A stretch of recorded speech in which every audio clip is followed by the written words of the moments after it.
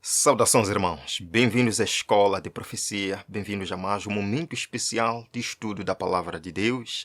E hoje nós vamos continuar estudando o livro de Daniel. Iremos entrar no capítulo 5. Este vai ser um tema muito importante para o povo de Deus neste tempo. Convido-vos para acompanhar. Mas antes nós vamos dar olhada no que acontece ao nosso redor.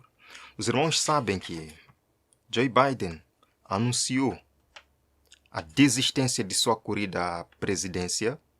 Sim, ele falou isto ontem. E algumas pessoas ficaram abaladas, ou na verdade a América ficou abalada com esta questão. Irmãos, vejam aqui. Joe Biden anuncia a desistência de sua candidatura à reeleição e apoia esta senhora, que na verdade era sua vice. Vejam, irmãos, que Biden sai da cena. Isto vem da RTP Notícias. Biden sai da cena. Está apoiando quem? A sua vice, a candidatura à Casa Branca. É compreensível esta desistência de Joe Biden após os recentes acontecimentos da América. O grande debate que ele saiu perdendo. Também este atentado a Donald Trump, que na verdade só ampliou mais a sua imagem, só trouxe mais vantagens a ele. E agora Biden diz que não quer mais. Não quer mais. E os republicanos estão festejando. Eles estão fazendo festa. E até já chamam Trump do próximo presidente dos Estados Unidos da América. E eles pedem que Joe Biden abandone imediatamente a Casa Branca. Porque se ele anuncia que não é capaz de continuar conduzindo a América para os próximos anos, ele não é capaz agora de dirigir os negócios da América. Vejam aqui, irmãos, republicanos querem que Biden renuncie imediatamente. Renuncie imediatamente. Presidente da Câmara, Mike Johnson, republicano, pede que Biden renuncie após o presidente anunciar que não buscará a reeleição. O assunto está quente aqui. Eles pedem, na verdade, eles ordenam que o presidente saia imediatamente. Não só.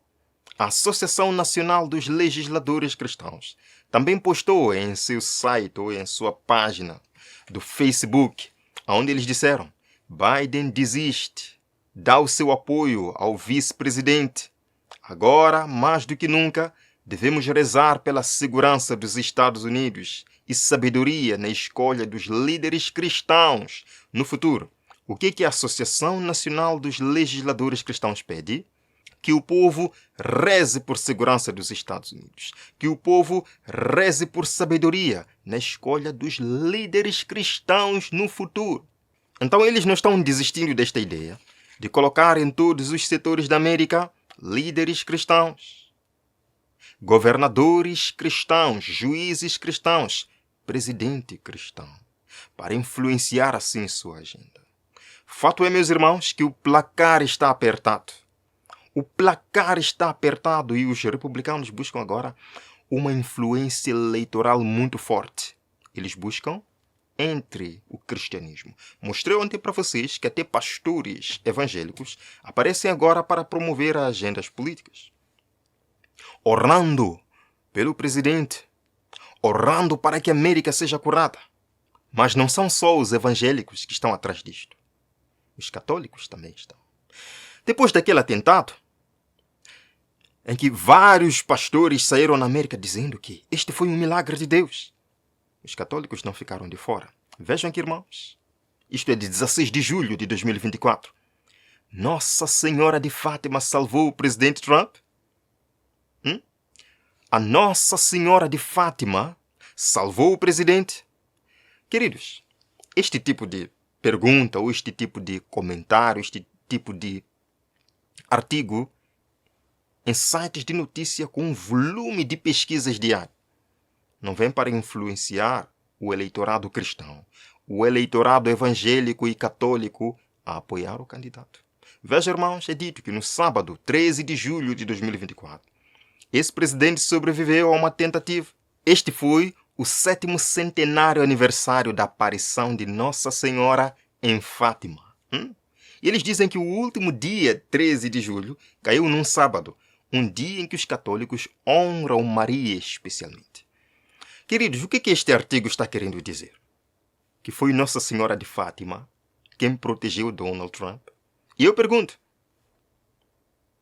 qual a influência que estas palavras têm no mundo católico?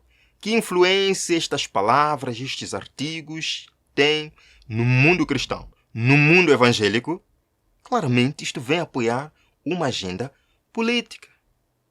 E a propósito, a Fox News, em 16 de julho de 2024, lançou uma publicação promovendo as 10.000 horas de oração para o renascimento eucarístico da América, com vista a conquistar milhões para a fé católica. O quanto sites de notícia e empresas de comunicação estão promovendo assim esta ideia de que a América precisa de um renascimento. A América precisa de uma bússola moral. A América precisa de um líder moral. A propósito, está aqui, Papa Francisco elogia o renascimento eucarístico nacional nos Estados Unidos da América. Isto aconteceu de 17 a 21 de julho, o Congresso Nacional Eucarístico. E agora vejam, na Fox News, bispo católico lança a campanha de oração de 10.000 horas santas em julho, em todo o país. Como é que a Fox News vem agora publicar uma coisa destas? Como se estivesse apoiando e promovendo este movimento, promovendo este evento. Vejam, é dito que os católicos são encorajados a rezar pelo menos 10.000 horas santas no mês de julho, na esperança de um renascimento eucarístico em toda a América. Um renascimento em toda a América. Não são só católicos que estão orando. Mostrei para vocês alguns dias atrás que os próprios evangélicos já lançaram 31 dias de jejum e oração. Para quê? Para o candidato. Nós estamos vendo na América uma influência poderosa da religião no mundo político.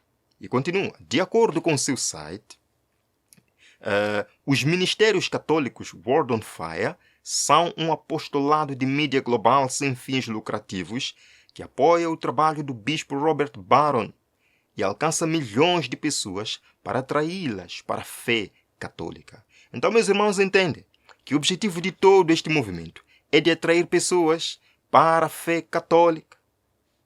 Estas eucaristias nacionais, estes reavivamentos, é para atrair multidões para a fé católica. É dito que o bispo acrescentou. Eu acho que, basicamente, a visão espiritual e moral é indispensável para uma vida política saudável. O que é que ele disse? O que é que este homem disse?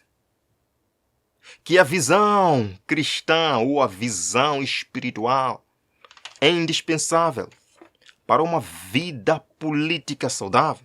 Ele diz que, por isso, encorajaria as pessoas a regressarem ao espaço espiritual e moral, que informaria, então, as suas decisões políticas. Irmãos, o que é isto? Em outras palavras, a América está sendo convidada a regressar à Igreja Católica, a regressar às igrejas, para que possam, assim, tomar decisões políticas informadas. Porque lá na igreja, tendo uma bússola moral, vão tomar decisões políticas acertadas. Claramente, união entre igreja e Estado. Protestantismo e romanismo unindo-se agora com a política, meus irmãos, para transformar a América. Nós lemos aqui no livro Grande Conflito. Protestantes estão abrindo a porta para quem? Para o papado recuperar na América protestante a supremacia que ela perdeu no velho mundo. Eu pergunto, quem está dando chance para o papado poder agora promover seus ideais de forma tão aberta? Promover reavivamentos. Quem começou com isto?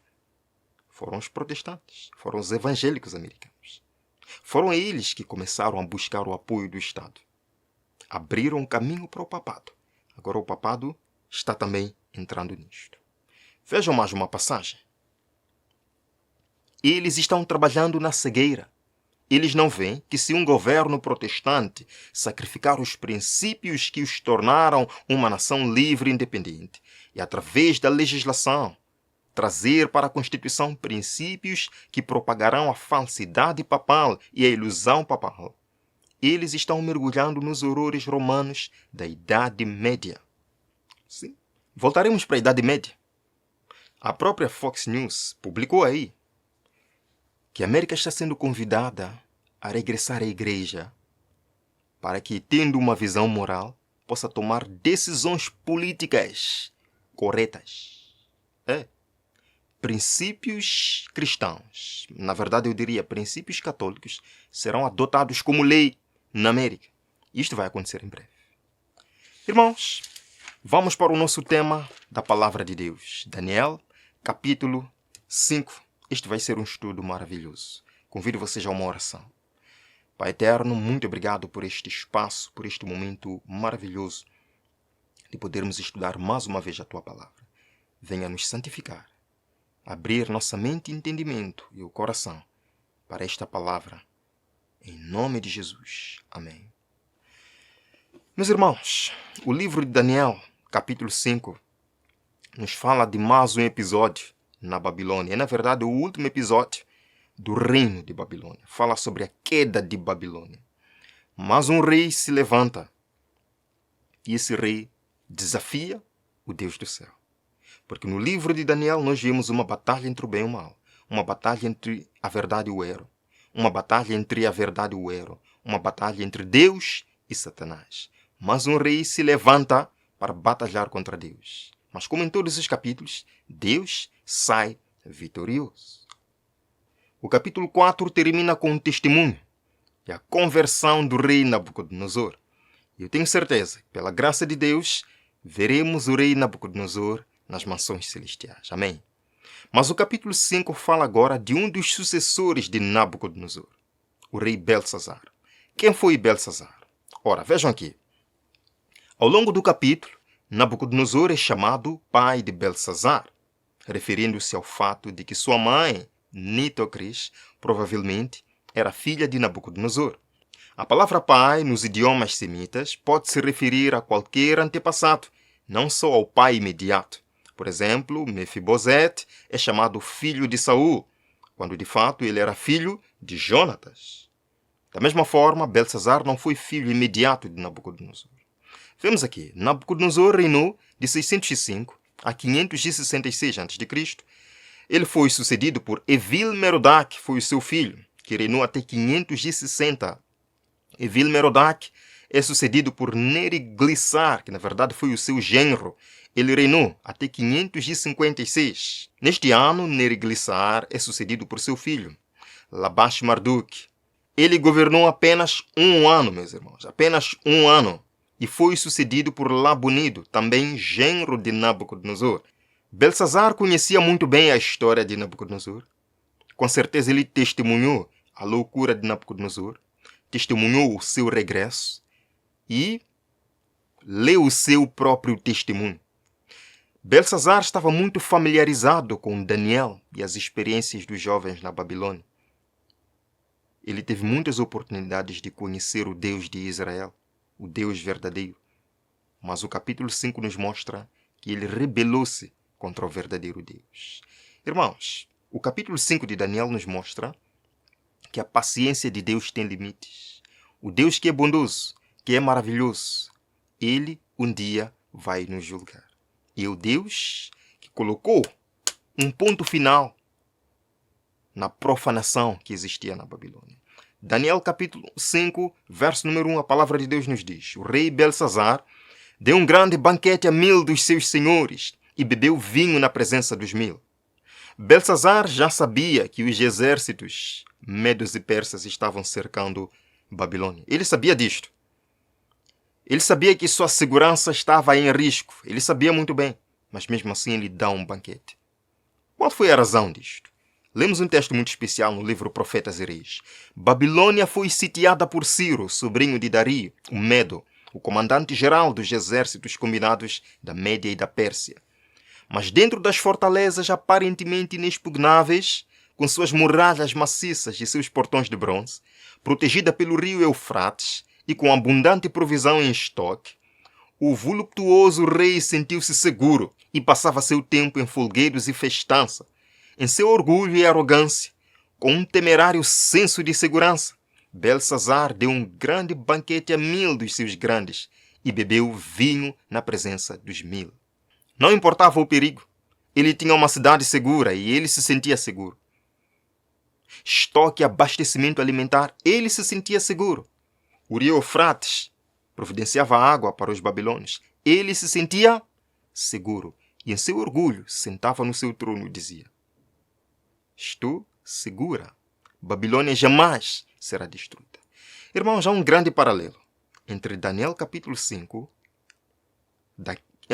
no momento da queda da Babilônia Antiga, com Apocalipse capítulo 16, 17 e 18, que descreve a Babilônia moderna e a sua queda. Ora, vejamos, Apocalipse capítulo 18, verso 7, nos diz que também a Babilônia espiritual, a Babilônia dos últimos dias, se orgulhará assim como Belsazar. Vejam, quanto ela se glorificou e em delícias esteve, foi outro tanto de tormento e pranto, porque diz em seu coração: estou assentada como rainha, e não sou viúva, e não verei o pranto. Uau! Então a mulher Babilônia dos últimos dias também se senta como rainha e diz: jamais verei o pranto, assim como Belsazar. Orgulho. E o verso número 2, Daniel capítulo 5, nos diz: havendo Belsazar provado o vinho, mandou trazer os vasos de ouro e de prata que Nabucodonosor, seu pai, tinha tirado do templo que estava em Jerusalém, para que bebessem neles o rei, os seus príncipes, as suas mulheres e concubinas. Este foi o estrago do rei Belsazar. Em sua alegria e orgulho, mandou trazer os utensílios sagrados que Nabucodonosor roubara de Jerusalém, para beber vinho com os seus convidados. Da mesma forma, a Babilônia espiritual dos últimos dias bebe vinho e em sua embriaguez e orgulho diz: jamais verei o pranto. Veja, irmãos, Apocalipse 17, verso 2, com a qual fornicaram os reis da terra, príncipes, e os que habitam na terra se embebedaram com vinho da sua fornicação. Há um grande paralelo entre a Babilônia antiga e a Babilônia espiritual dos últimos dias. Daniel 5, verso 4 diz que eles beberam vinho e deram louvores aos deuses de ouro, de prata, de bronze e de ferro, de madeira e de pedra. Aconteceu no dia 13 de outubro de 539, o dia em que Babilônia caiu. Belsazar tomou o que é sagrado e profanou. De uma coisa nós sabemos: de Deus não se zomba, meus irmãos. Lemos aqui, Gálatas 6, verso 7. Não ireis. Deus não se deixa escarnecer. Tudo que o homem semear, isso também ceifará. Belsazar semeou destruição, semeou uma briga com o Senhor e colheu briga com o Senhor. Uma mão misteriosa aparece nesta sala, meus irmãos. Escreve na parede algumas palavras estranhas. Uma sentença final contra o rei de Babilônia.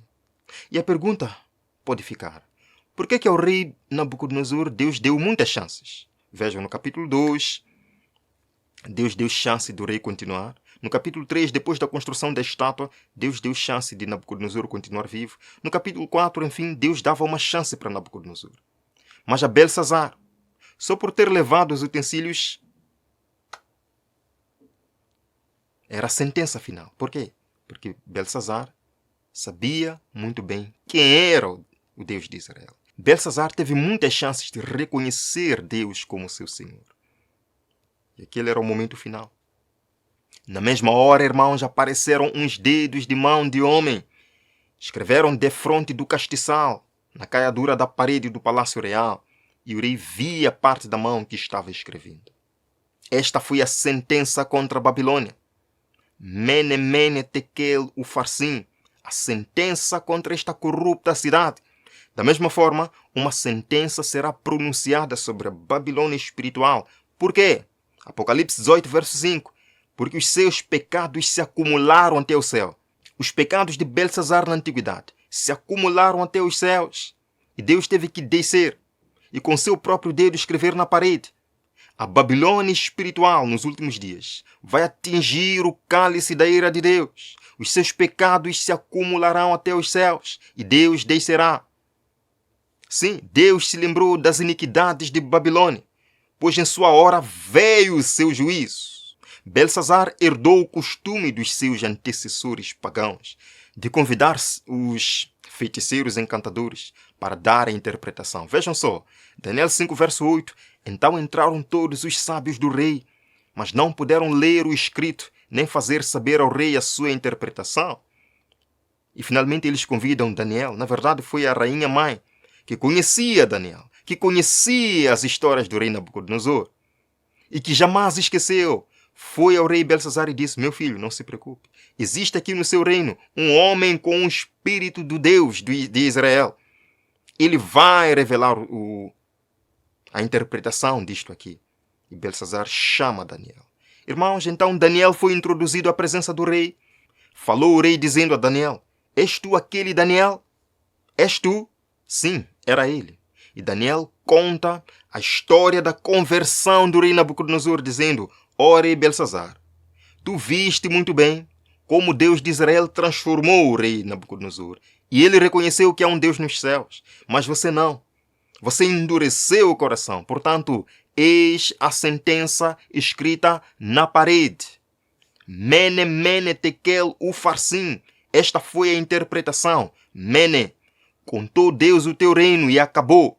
Contou Deus o teu reino e o acabou. Tekel, pesado foste na balança e achado em falta. Peres, dividido foi o teu reino e dado aos medos e aos persas. Naquela mesma noite, meus irmãos, foi morto Belsazar, rei dos caldeus. Caiu a grande Babilônia. O seu pecado se acumulou até os céus e Deus se lembrou dos seus atos de iniquidade. Neste dia, meus irmãos, 12 de outubro de 539, o rei Ciro desviou o curso do rio Eufrates e os seus soldados entraram na cidade e a destruíram. Como é que a antiga Babilônia caiu? Pelo secamento do rio Eufrates. E o que resultou na queda de Babilônia? O povo de Deus, o povo judeu, cativo na Babilônia, recebeu permissão do rei Ciro depois para voltar a Jerusalém e a reerguer. Existe um paralelo, meus irmãos, com a Babilônia espiritual dos últimos dias. A palavra de Deus nos diz em Apocalipse 16, verso 12, o sexto anjo derramou a sua taça sobre o grande rio Eufrates, e a sua água secou-se, para que se preparasse o caminho dos reis do Oriente. Então, sobre a Babilônia espiritual, também o rio Eufrates secará. Representa o poder de apoio. As nações, línguas e reis que apoiam a Babilônia espiritual vão retirar o seu poder.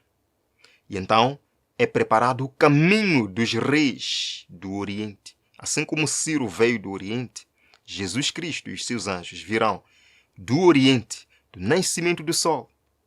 Destruirão Babilônia espiritual, libertando assim seu povo e levando para Nova Jerusalém. Meus irmãos, Deus hoje chama você, como chamou Daniel lá na Babilônia, para dar uma mensagem final sobre a queda de Babilônia, convidando também o povo de Deus a sair de Babilônia. Vejam aqui, Apocalipse 18, verso 2, e clamou fortemente com grande voz, dizendo: caiu a grande Babilônia. E porque caiu a grande Babilônia, João ouviu uma outra voz do céu que dizia: sai dela, povo meu, para que não sejas participante dos seus pecados e para que não incorras nas suas pragas. Sai dela, povo meu. É o convite que Deus faz para o mundo hoje. Meus irmãos, o rei Belsazar teve que provar por si mesmo que a justiça de Deus não falha. Muitos de nós temos endurecido o coração de tal forma que um dia Deus dirá: pesado foste na balança e achado em falta. Todos nós seremos pesados. A pergunta que eu faço: você será achado em falta? ou você achará graça aos olhos do Senhor, ou você achará misericórdia aos olhos do Senhor? A resposta está em suas mãos. Você quem decide. Mas eu tenho certeza que você escolhe achar graça aos olhos do Senhor. Portanto, entregue sua vida a Jesus. Não endureça como o rei Belsazar. Abra o seu coração como Nabucodonosor. Entregue-se a Deus. Se essa é a sua vontade, venha comigo a esta oração. Obrigado, Pai, por mais um capítulo do livro de Daniel. Obrigado, Senhor, porque nos convidas hoje a aceitarmos o chamado em Cristo, a aceitarmos a salvação, a não endurecermos, para que não sejamos pesados na balança e achados em falta. Escreva, Senhor, hoje o nosso nome no livro da vida. Em nome de Jesus. Amém. Meus irmãos, nós nos veremos no próximo estudo aqui no nosso canal. Deus abençoe a todos. Até lá.